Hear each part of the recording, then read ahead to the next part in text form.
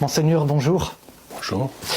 Merci beaucoup d'avoir accepté de répondre et de consacrer du temps à la rédaction de RITV. Je dis à la rédaction, Monseigneur, parce que je ne suis pas tout seul. Il y a à côté de moi, derrière moi, 8 autres personnes au sein de ce média, dont 5 journalistes professionnels. Et nous avons pu travailler ensemble les questions que nous souhaitions vivement vous poser. Le calme qui règne en France, Monseigneur, est un calme trompeur, artificiel, nous allons en parler, parce que la situation de notre pays est en fait très grave. Vous êtes prétendant au trône de France. Votre père tenait, je crois, à maintenir le lien d'affection culturelle notamment qui le maintenait avec la France et avec les Français. La situation d'urgence où se trouve notre pays, Monseigneur, et l'Europe pourrait-elle vous pousser à retrouver la fonction politique opérationnelle de la royauté? Je veux préciser que je ne suis prétendant à rien. Je suis l'aîné de la maison de Bourbon et de ce point, j'ai un devoir vis-à-vis de la France et des Français. Est-ce que vous avez été élevé précisément, Monseigneur, dans cette démarche de devoir? Et malheureusement, mon père est parti trop tôt. Et c'est vrai que j'ai été élevé dans des valeurs chrétiennes. Et surtout mon père, je crois que lorsqu'il est décédé, j'avais 14 ans à peine. Et il n'a pas pu me montrer autant qu'il ne l'aurait voulu.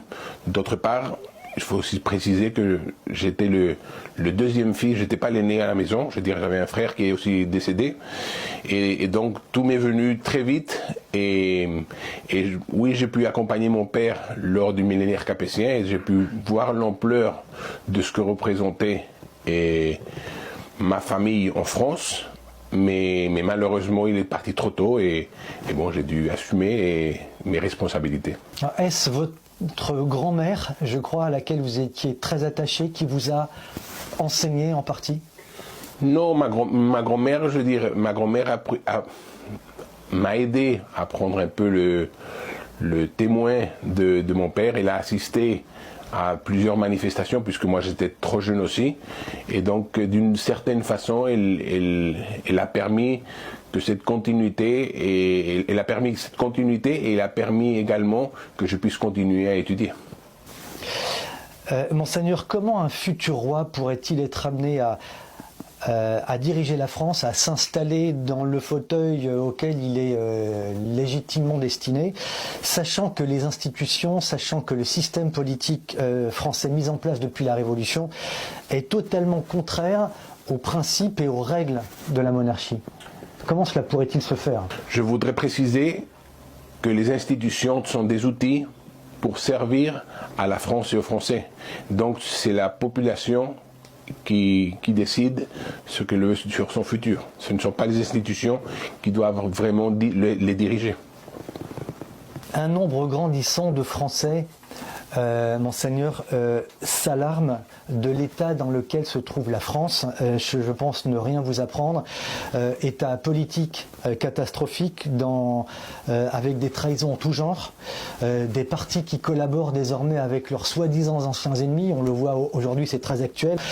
Situation économique et financière également très grave parce que la France possède, on va dire, une dette absolument abyssale dont les gouvernements sont, on le sait, tous responsables depuis au moins 40 ans.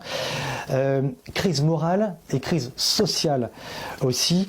Et puis j'aurais peut-être dû commencer par cela, une crise spirituelle très profonde avec un effondrement de la chrétienté dans notre pays. Quelles réflexions, Monseigneur, faites-vous de ce pays? Quelles analyses faites-vous de ce pays que vous pourriez être amené un jour à diriger? Bon, il faut dire que les politiques sont élus pour un court terme, et de ce point, je dirais qu'il n'y a pas une continuité de la politique des uns et des autres. Contrairement à la monarchie, qui cherche toujours à défendre les intérêts des Français et de la France, comme le fait ou le ferait un père de famille, et qui cherche à toujours laisser un pays en meilleur état de ce qu'il n'a trouvé. Vous voulez dire qu'un monarque travaille pour le bien commun en priorité, c'est son obligation. Oui, j'insiste toujours sur le bien commun et je crois que c'est une obligation, c'est l'obligation des monarques de travailler pour le bien commun pour tout le monde. Ce qui n'est pas le cas en République, Monseigneur? Oui, on n'a rien qu'à voir ce qui se passe aujourd'hui.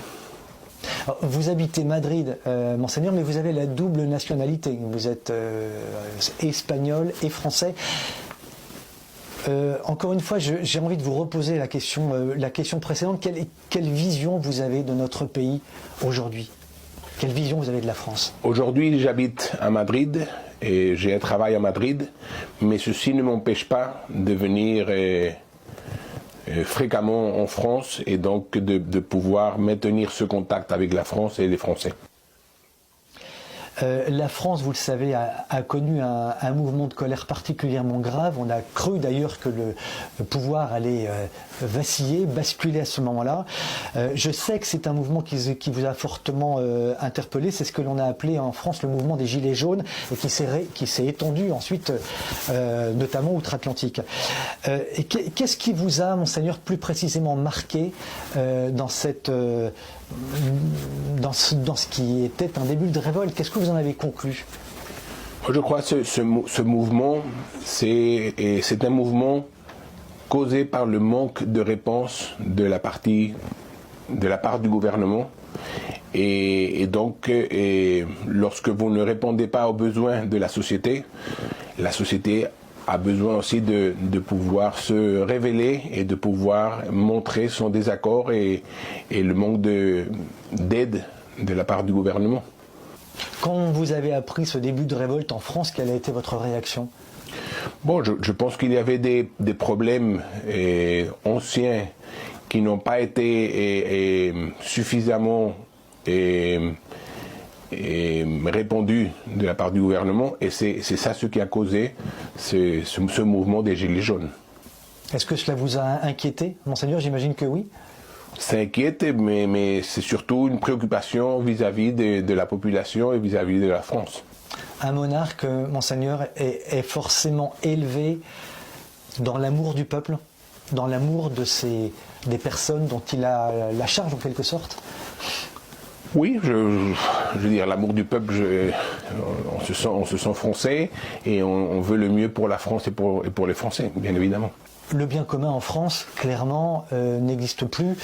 La politique, je le disais tout à l'heure, et les politiques bénéficient d'un discrédit quasi total aujourd'hui en France, puisque les Français disent eux-mêmes que les politiques profitent du système, se servent du système, se servent sur la bête. C'est pas du tout le cas d'un monarque. Le monarque, comme je crois avoir dit tout à l'heure, je dirais c'est comme un père de famille. Il veille pour son peuple. De la même façon, je crois l'avoir fait il y a quelque temps déjà, d'avoir fait ou dit un exemple et en disant que le roi était comme l'arbitre dans un match de rugby. Ce soir, il y a un match de rugby. Il y a deux équipes qui vont jouer. Et la personne qui va maintenir l'équilibre entre ces deux équipes, c'est justement l'arbitre. Je pense que le roi est justement pour veiller à ce qu'il y ait un équilibre et surtout pour veiller envers les Français et pas envers les partis. Donc il se situe forcément au-dessus de la mêlée, voilà. Toujours. Tout à fait. Et c'est comme ça qu'on évite, j'allais dire, les problèmes, les conflits, éventuellement les révoltes? Oui, bien évidemment. Je veux dire, le roi, c'est le roi de tous les Français. Ce n'est pas le roi des gens de droite, de gauche et ailleurs. Le roi est apolitique et surtout veille pour qu'il y ait un équilibre et que le bien commun puisse dominer. Oui, dominer dans toute la France. Dans une tribune récente, Monseigneur, vous